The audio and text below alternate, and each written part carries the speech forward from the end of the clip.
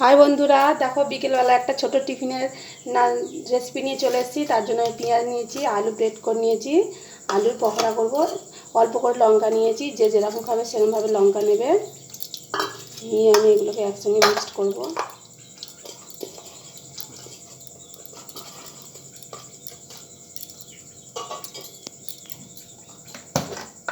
পরিমাণ মতন নুন, কেউ নুন বেশি খেলে বেশি নেবে, কেউ কম খেলে কম নেবে।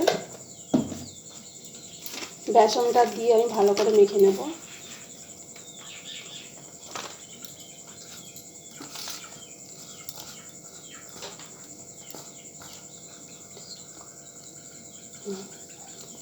দেখছো, এর সঙ্গে আমি ম্যাগি মশলা অ্যাড করব, আর একটু আমি ভাজা মশলা দেবো, জিরে মরিচ আর গরম মশলা একসঙ্গে ভেজে রাখা মশলা আমি দেবো। দিয়ে এটাকে ভালো করে মিক্স করে নেব। দেখো বন্ধুরা, আমার মাখা কমপ্লিট হয়ে গেছে। এবার আমি এগুলোকে ভেজে নেব ভালো করে, অল্প অল্প ছোট ছোট করে নিয়ে। কড়াই তেল আমার এই পর্যায়ে গরম হয়ে গিয়েছে। এইভাবে আমি ছোট ছোট করে দেব, দিয়ে ভালো করে ভেজে নেব।